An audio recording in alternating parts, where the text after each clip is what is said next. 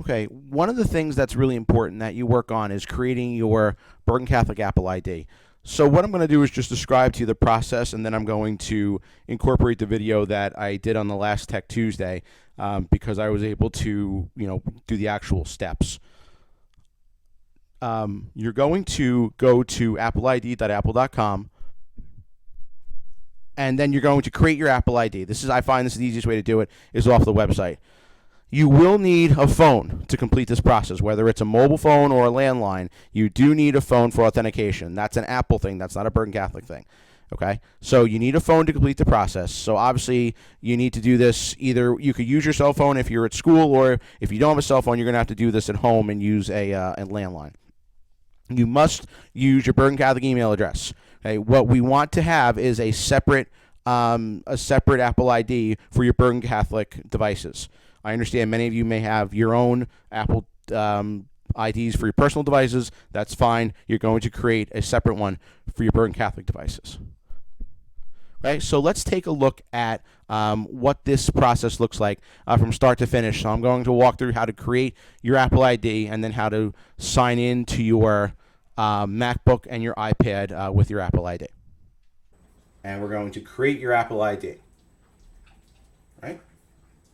So you already have a Bergen Catholic email address, which is your first initial, your full last name, 26 at bergencatholichs.org. Okay, so that's what I'm going to use. We're going to use Edmund Rice's birthday. So my birthday is hanging in. Actually, we're going to use not Edmund Rice's birthday. The date the school was founded, 1955. So my email is aspiegel26 at bergencatholichs.org. Okay, that's what I'm going to use as my Apple ID. I do not want you to combine and use your personal Apple IDs. While I understand there might be that might be easier, we want everybody to separate their personal devices from their school devices. Okay. I'm going to come up with a password, which has to be according to whatever Apple wants it to be. And then I'm going to put in, why is this computer giving me so much difficulty tonight? Let's see. Okay, there we go. I'm going to put in a phone number, and I'm just going to use my school extension that is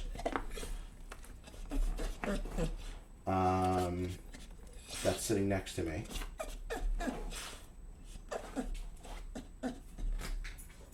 Okay. And then I'm going to put in the characters that I can never quite read. L9. I'd say that's CVL. Nope. That's Unreal. That. Okay, VX59. Maybe that's right. Nope. F. Nope, new code. Let's try XF. Oops. XFPC. There's a clean one. Okay, 2SG8. All right. So now an email was sent to my Bergen email. So I'm going to go in and get that verify 704091. 704091, and I'll hit continue. Okay, and now it's going to call me, which this would be Apple, so let me answer that and put that on speaker. Hello, this is Apple calling with your Apple ID verification code. Your code is 421748.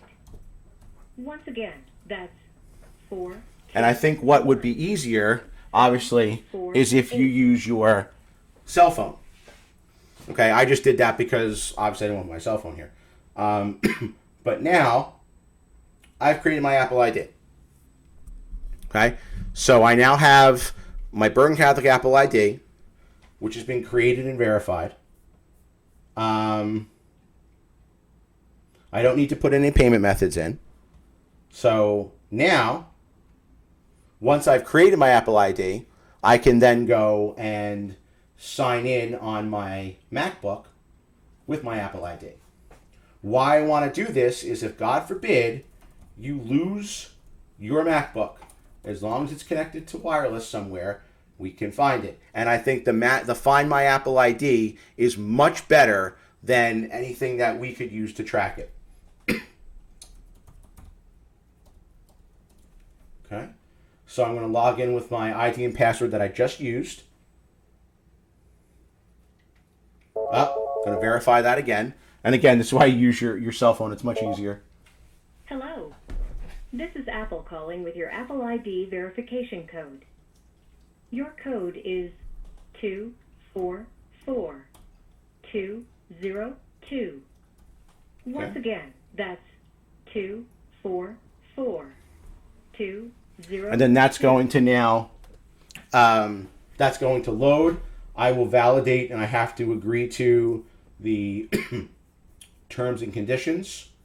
So I will agree to that.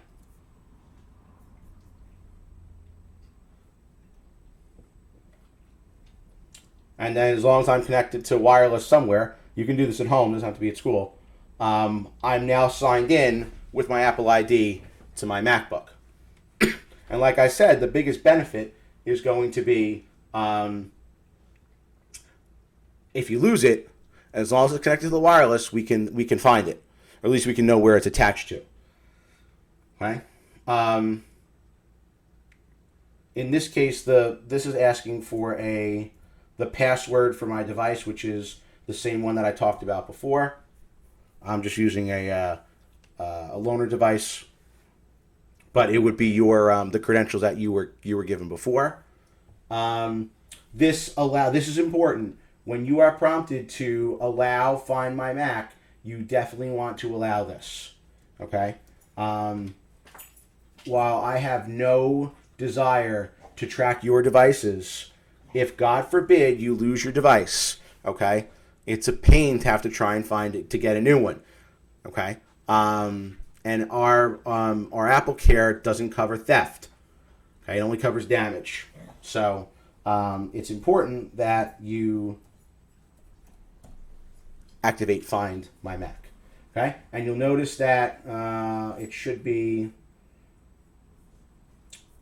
here. There we go. See, I have Find My Mac has a check in it. Okay, so now I'm logged into my device. I've got my Find My Mac that's enabled, and I'm in good shape. Okay. I mentioned computers need to be configured, or we have our own device. If you're bringing your own devices, you must submit them to the IT office to have them configured. Otherwise, they won't be able to get on the network. So you definitely need to do that. Otherwise, on the first day, they will not be able to access the wireless network. We need you to use a Bergen Catholic Apple ID. Yes. We want you to keep your existing stuff separate. You should have an Apple ID for your Bergen Catholic laptop and your iPad. That's it. Okay. All your other stuff can be separate. It's important that you have one for just your Bergen Catholic devices. All right. Because your devices are for school stuff. They shouldn't be for anything else. Okay. I just want to show you. That's how we do it on the MacBook. I want to show you. Where's my iPad? Plug in my iPad.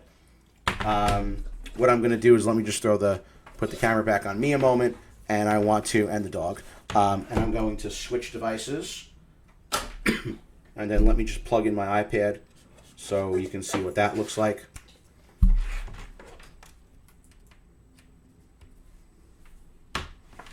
Okay. Let's go back here. Okay. So here's my iPad. I am going to do the same thing. I am going to open my settings. And I'm going to sign into my iPad with my same Apple ID.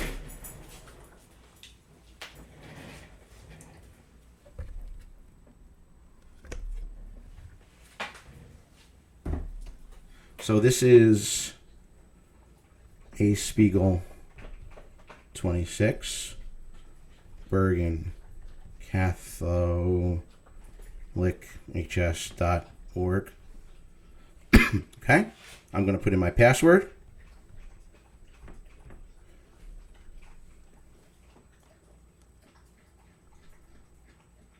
So a message now has been sent to other devices running that's logged in with my Apple ID.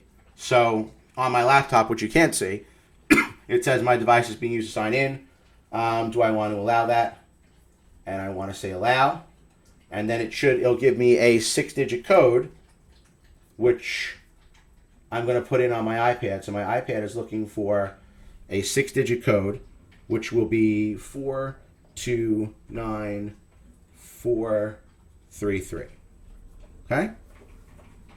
So now I'm going to sign into iCloud on my iPad. And we also want to make sure your stock we don't need to merge.